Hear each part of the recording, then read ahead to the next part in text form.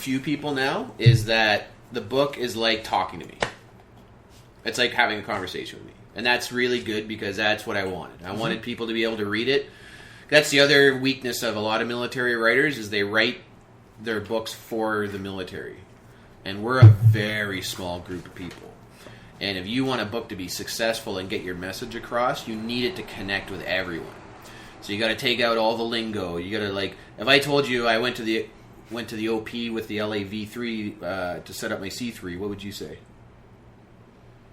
I'd say you're in the government. Yeah, but the point is, you would know. I would know. Yeah. I'm moving towards the observation point in the LAV 3, which is an armored vehicle, to set up my C3, which is a sniper rifle. Okay. Right, but that's how we talk, right? And so you got to talk like, yeah, I went to that spot in an armored vehicle to set up my rifle. Yeah. You know what that means. Yeah. But a lot of military writers, they want to stay real, right? And I'm the same way. I wanted to, and they showed me. Now, you know, with the way the story is, it can connect to most people. But also, I wanted people to know who I was at the end. Yeah. I wanted them to close the book and go, oh, you know, when I meet Jody, I want to say hi to him because he's, you know, because I know him. And kind of the question, who should read it? Basically, everyone, anybody that wants to learn about the inner, like, because, you know, veterans and war, it's a huge topic, especially upcoming in the new election. Well, what better way to understand? But it's good to understand from a person's point of view. It's a Canadian story. Could happen. Yeah. I could be a hockey player. I could be a farmer. I could be anybody. You know, my story, I think, connects with everybody because it's not written just for military guys, right? Yeah. It's written to, I want to talk to people about the experience. Mine is a unique experience. But, you know, anyone has a great story in them. It's just how you tell it. So, you know, the veterans issues are something that I want to keep on the forefront, you know, but the issues aren't necessarily all, like, conflict with the government, you know. We have a lot of issues within our own, like, community that we have to sort out before we blame the government. Has anybody read the book and approached you because of these issues yet? Is it starting to open up more doors? Do you view that this could be something that could... You've already been, you know. We'll take a break right now, and we'll follow up with that question with Jody. We're going to hear from Jen right now, and another song from Silas. Thanks, gentlemen. It's good to be back on Lunch Out Loud. I hope you had a great summer and that you're looking forward to some awesome fall food events. Now that we are well into September, be sure to take advantage of the fall harvest. Okay, take a moment and listen to this.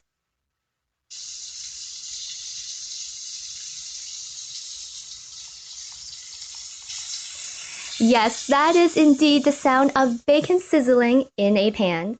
My food pick this weekend is none other than Bacon Palooza, taking place at the Canada Agriculture and Food Museum this Saturday at 901 Prince of Wales Drive.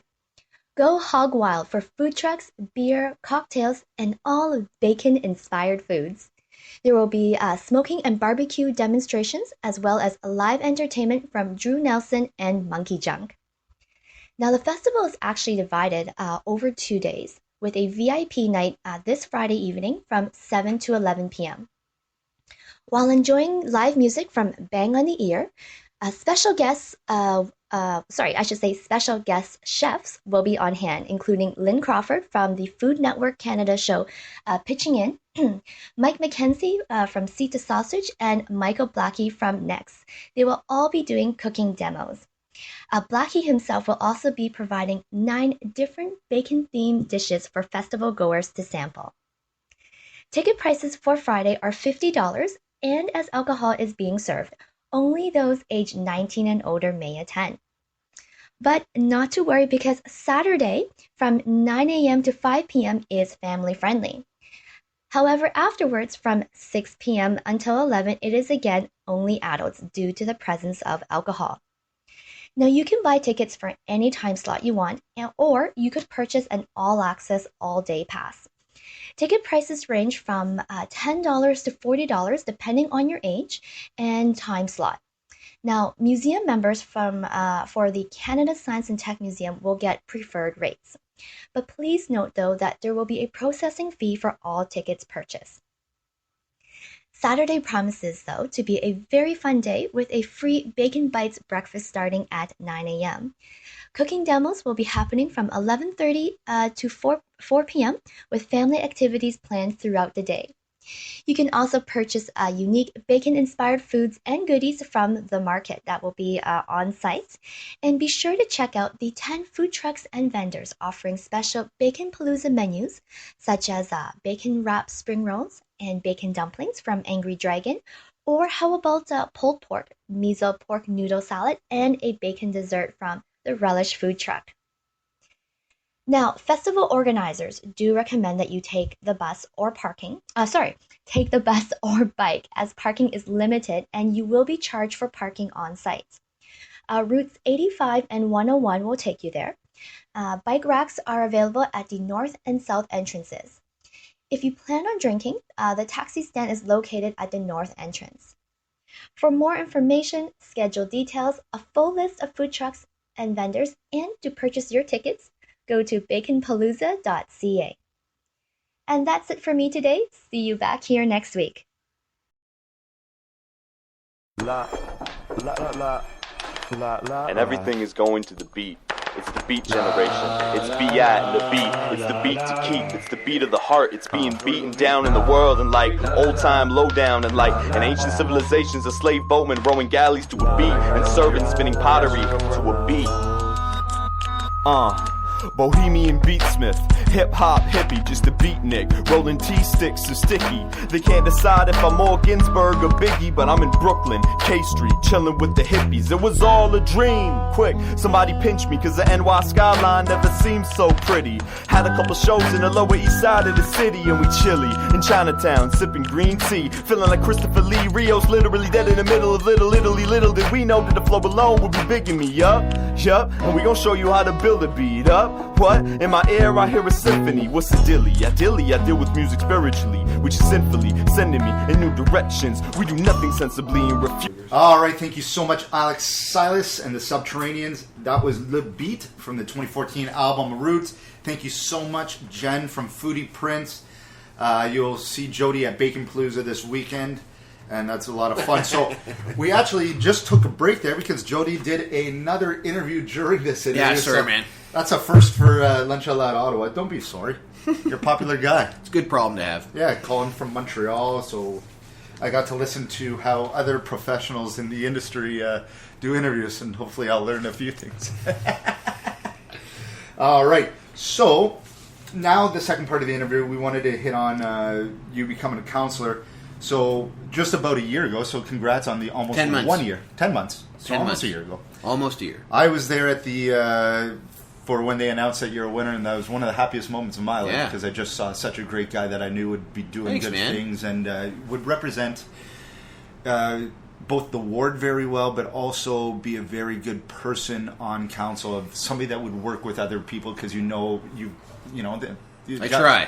Being in the war and being military, you're working with team. It's team all comes teamwork, first. and that's a lot. To get anything done, you need a team, I think. You can't do it all yourself. And what's very interesting, I've always said, is back when Rob Ford was the mayor of Toronto, I would watch some of their city council debates, and they were complete and utter shit shows. They're all over the place. Councillors were just representing the ward, not working together. Very catfighting. Nothing really got done. They were fighting with the mayor. Mayor was fighting back, and it was just ridiculous. And how have you seen the council in this first year? How have they welcomed you into the role? You're also the new sports commissioner too, so we'll talk about that later. Sorry. Yeah. Well, Ottawa City Council, I don't know if it's unique, but we have a fairly strong mayor who has been in politics a long time, and we have a lot of councillors that have been there for 2 or 3 or 4 terms, some of them.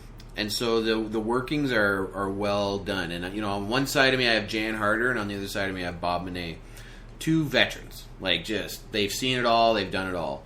So whenever I have a question, depending on what it is, I'll lean right or I'll lean left. Okay. And we for the most part, Ottawa City Council gets along, and we want to get along. And when you say oh, the councillors were only representing their wards. Well, that's ultimately that's your job, and you can't take it personally if somebody is trying to take advantage of a situation to help their ward, because that's ultimately your job. Mm-hmm. It's like when people get mad at CEOs for making decisions that help the company grow. Whether you like it or not, some of these decisions are made for the betterment of the company, right? And so it's the same thing. Company, yeah. Shareholders, yeah. So, and that's his job, and that's the same thing with the councillor. But at the same time, in Ottawa, we want our city. The council wants Ottawa to be world class, and it is world class. But we want it to become like a top 5. Or whatever, like top 2 even in a lot of things, because the council is top 2 or the city? The city, and we're just named. I just saw we were named number 3 in the world in quality of life. See, so that was just now 5 that's the bar. Yeah, top 3. We don't want to drop. So that's our ultimate goal as a group, is to make sure Ottawa stays on track to become like a leader.